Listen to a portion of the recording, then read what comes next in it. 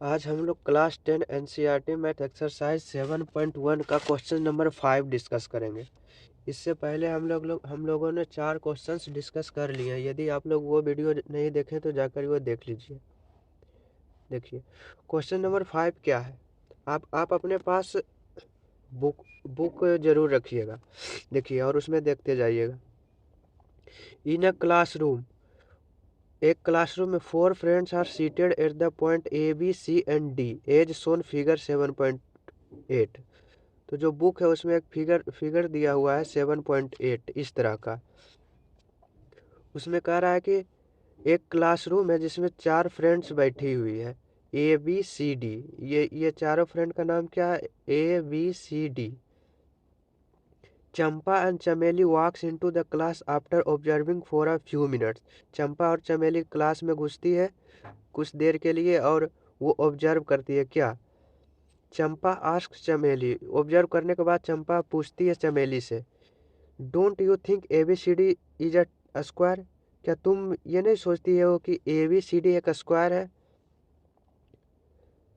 तो चमेली डिसएग्री। चंपा पूछती है चमेली से, चमेली डिसएग्री हो जाती है। चमेली कहती है नहीं, हम ऐसे नहीं बताएंगे कि ये जो ABCD है,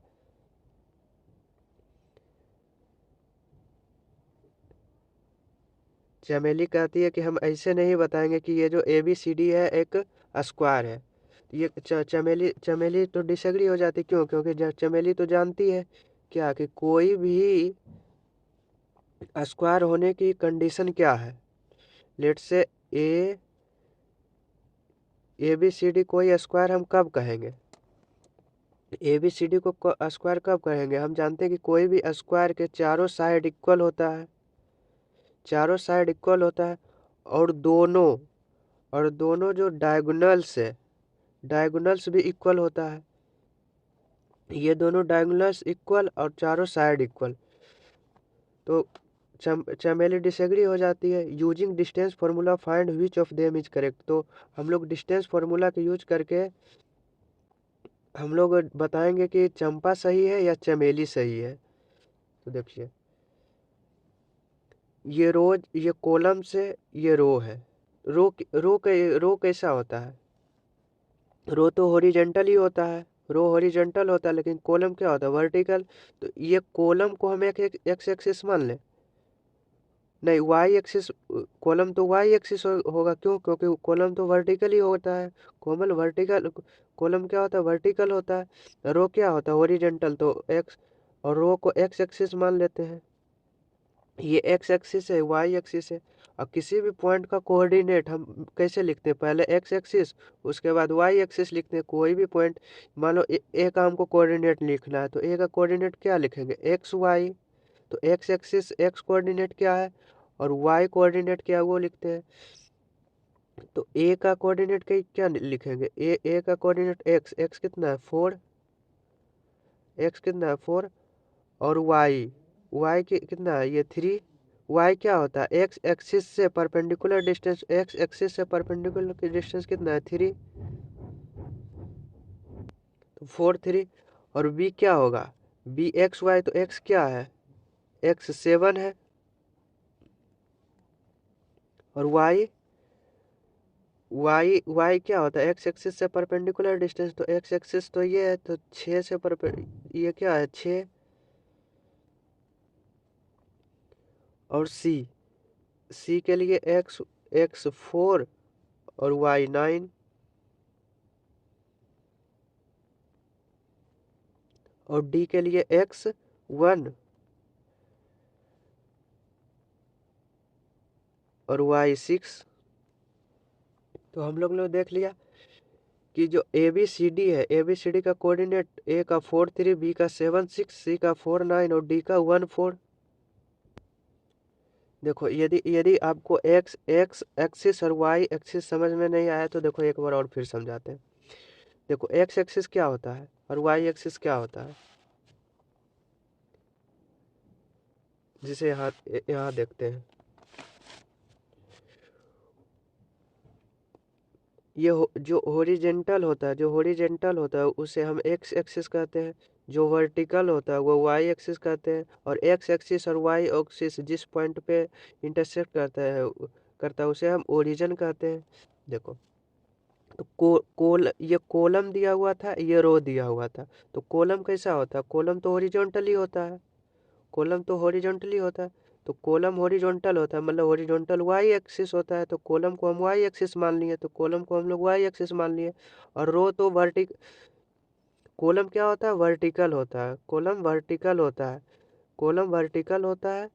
तो वाई भी वर्टिकल है, तो इसलिए हम लोग कॉलम को वाई एक्सिस मान लिए। और एक्स एक्स एक्स क्या है? ओरिजेंटल है। और रो भी ओरिजेंटल ही होता है। रो कैसा होता है? रो ओरिजेंटल होता है, तो इसलिए हम लोग रो को एक्स एक्सिस मान लिए, रो को एक्स एक्सिस। और किसी भी पॉइंट का कोऑर्डिनेट हम लोग कैसे लिखते हैं? पहले एक्स कोऑर्डिनेट, उसके बाद वाई कोऑर्डिनेट लिखते हैं, और दोनों को छोटी ब्रैकेट से और कोमा से सेपरेट करके छोटी ब्रैकेट के अंदर लिखते हैं। तो एक्स और वाई, तो हम लोग ये एक्स एक्सिस है, तो इसके सापेक्ष जो भी पॉइंट होगा वो एक्स कोऑर्डिनेट होगा। और ये जो वाई एक्सिस है, तो इस एक्सिस के रिलेटेड, इस एक्सिस से रिलेटिव जितना जितना भी पॉइंट होगा वो वाई कोऑर्डिनेट होगा। तो हम लोग निकाल दिए ए का 4 3, ये जो 4 है एक्स एक्सिस है तो एक्स कोऑर्डिनेट, ये 3 वाई एक्सिस है तो ये वाई कोऑर्डिनेट। तो ए का 4 3, बी का 7 6, सी का 4 9 और डी का 1 6। तो हम लोग को बताना है कि ये जो चंपा जो पूछी चमेली से कि ये एक स्क्वायर है, तो चमेली डिसएग्री हो गई। तो हम लोग को ये बताना है डिस्टेंस फार्मूला का यूज करके कि ये स्क्वायर है या A B C D square है या नहीं। तो A B C D square यानी स्क्वायर होने का कंडीशन क्या है? स्क्वायर होने के लिए चारों साइड इक्वल होना चाहिए, चारों साइड इक्वल और दोनों डायगोनल इक्वल होना चाहिए। तो ए क्या है? ए 4 3, ए का कोऑर्डिनेट, बी का 7 6 और सी का 4 9 और डी का 1 6। तो हम लोग डिस्टेंस फार्मूला यूज करके ए भी निकालेंगे। तो ए भी बराबर क्या होगा? Under root x2 minus x1। तो ए का पॉइंट जो भी होगा वो x1 y1 मान लिए, और बी का जो भी होगा x2 y2 मान लिए। तो x2 माइनस x1 तो 7 माइनस 4 का square plus y2 minus y1 तो 6 माइनस 3 का स्क्वायर। ये क्या हो गया? अंडर रूट 7 माइनस 4 3, तो 3 का स्क्वायर प्लस 6 माइनस 3 3 का स्क्वायर, 3 का स्क्वायर 9, 3 का स्क्वायर 9, तो 9 9 9 प्लस 9 अंडर रूट 18। अब BC निकालेंगे तो BC इक्वल टू क्या हो जाएगा? BC equal to under root, B को मान लेते हैं x1 y1, सी को मान लेते हैं x2 y2। तो x2 माइनस x1 तो 4 minus 7 plus y2 minus y1 9 minus 6 under root 4 minus 7 minus 3 का स्क्वायर प्लस 9 माइनस 6 3 का स्क्वायर। इसको क्या लिख सकते हैं? अंडर रूट 3 का स्क्वायर 9 और 3 का square 9 under root 18। A B B C निकालेंगे, इसी तरह से सी डी निकालेंगे। सी डी इक्वल टू क्या होगा? Under root x2 minus x1 तो 1 माइनस 4 प्लस 6 माइनस 9 का स्क्वायर, 1 माइनस 4 माइनस 3 का whole square plus 6 minus 9 minus 3 का स्क्वायर, माइनस 3 का स्क्वायर 9 प्लस माइनस 3 का स्क्वायर 9, तो अंडर रूट 18।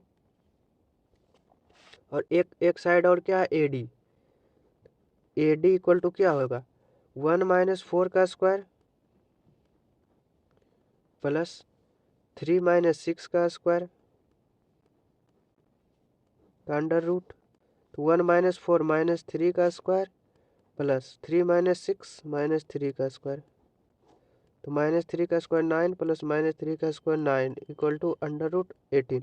यानी ये जो चारों साइड है AB BC CD और AD, ये चारों साइड तो इक्वल आ गया। तो अब हम लोग डायगोनल देख लेते हैं। यदि दोनों डायगोनल इक्वल हो गया तो हम लोग कह देंगे कि हाँ ABCD एक स्क्वायर है। तो डायगोनल क्या? AC डायगोनल क्या होगा? अंडर रूट ए सी है तो ए को अपने माइंड में मान लिए, ए का जो पॉइंट हुआ होगा वो x1 y1 होगा, और सी का जो भी पॉइंट होगा x2 y2 होगा।